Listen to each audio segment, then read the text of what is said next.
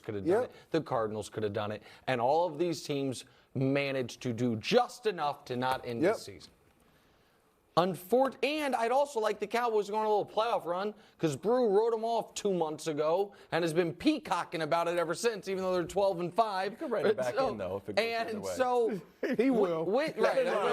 He will. That's why Mr. Inconsistency over there. However, unfortunately, I agree with Brew on this one. And I think there are some real concerning signs for the Cowboys. The first is this. Can we show the quarterbacks? It's not just that their defense has faltered the last 2 months. So what's that collection of quarterbacks other than 6 mediocre guys and a Prince? Well, let me show you. Those are the last 7 quarterbacks the Cowboys have faced. So it's their pass defense has faltered while playing royalty and a half dozen backups. That's Daniel Jones not a backup. Basically, sorry, but everybody else backup. That's problematic. And the other thing that's problematic, and this is, Jason Garrett said this on Sunday Night Football, and I said something I've never said to myself. It's a great point, Jason. Look at these numbers. Based on what's your take playing surface. Greg? The Cowboys' offense scores a touchdown less, and the defense allows a touchdown more on turf rather than grass. And by the way, the one loss they have all season on turf was to Tampa. First game of the year. And so the playing surface, what Jason Garrett said was, is there a team that's built on speed on defense and the surface, that's why they're better on turf. And on offense, Dak is built on timing particularly, and if your receiver's off a little bit because of his footing, it's throwing him off. But I know that Tampa's plays on grass. I know San Francisco plays on grass. I know Philly plays on grass. Everywhere they could go except for Minnesota in the postseason.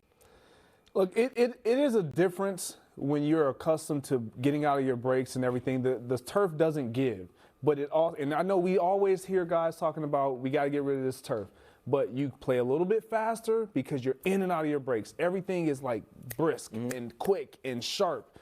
However, grass, you slip a little bit. There's a little bit more give. I don't put a whole lot into it, to be honest. They have turf in their own facility. Like in their field, it's turf. The Giants, turf. Like, it is what it is. You just got to play.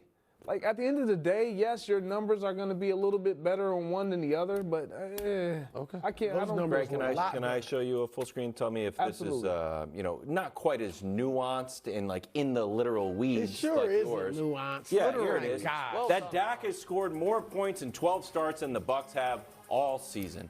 This is what it comes down to. We don't need to do a lot of interesting and deep analysis on this. Well, that's good. One team is scoring and the other team is boring. I don't know how many times I have to tell you. It works.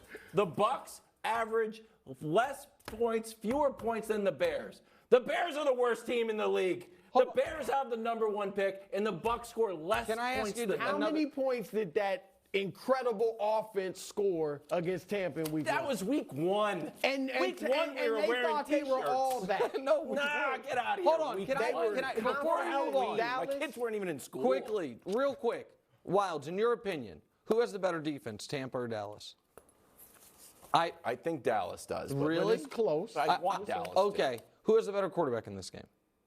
The better quarterback or the better quarterback who can produce? The better quarterback. Tom Brady is the better overall quarterback. In this week's game, who do you trust more at quarterback? Dak Prescott. Wow. Okay. Wild. So I think the Bucs have the better. And it's like you have a Tom Brady. They can't run the ball. So all Tom Brady can do is throw. It's the whole offense. Good thing. Tom Brady doesn't have a lot of experience throwing the ball.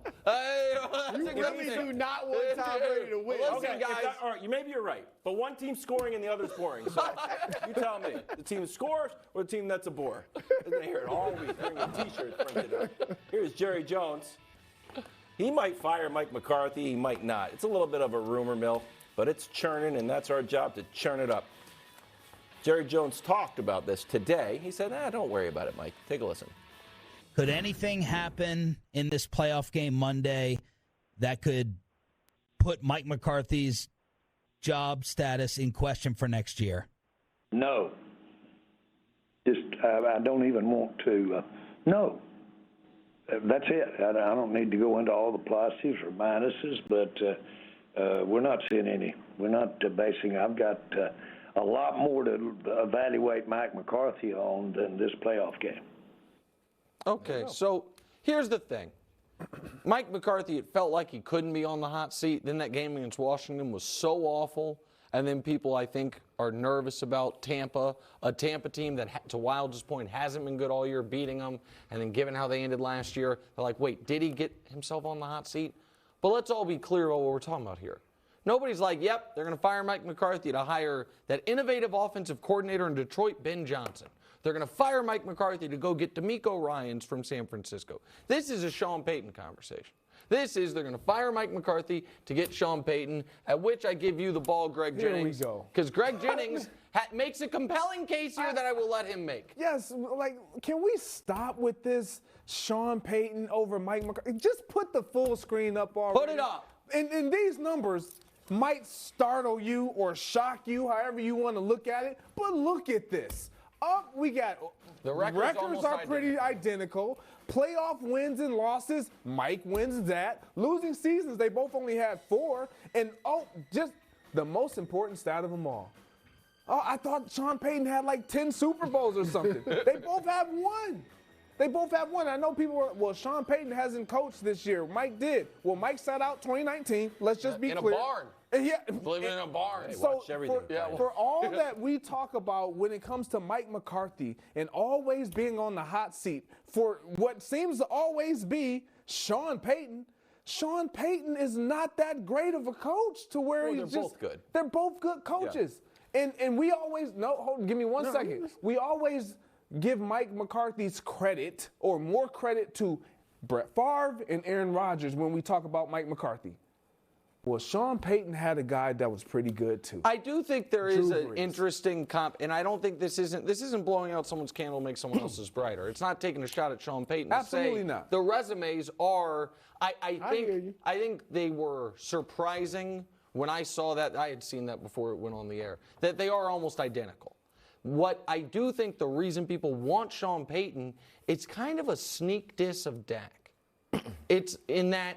It's like, well, the reason the Cowboys need Sean Payton is because it will get Dak to a higher level than he's gotten to, because Sean Payton has been spectacular with quarterbacks.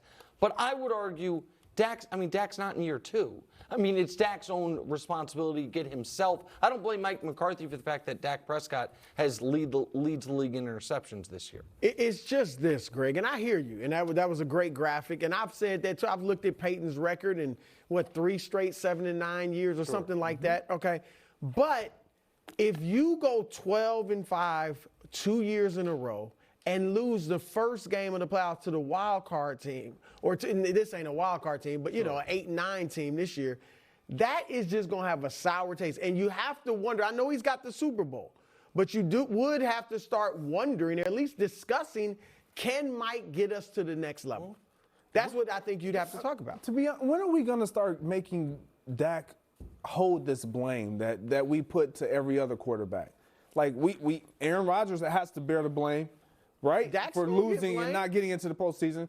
Dak Prescott has been throwing interception after interception. He has not. Yes, he has really good numbers, but what stands out is what we're all concerned about going into this game. When you look at who's across the field, you give him more opportunities, he's going to take advantage. That him being Tom Brady. Dak Prescott has to live up to the bill. Be the guy that they paid you to be, period.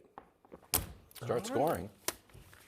Rock with Jimmy G. Everyone knows that. But Tom Brady, and he's still the better quarterback, even at 45. Yeah.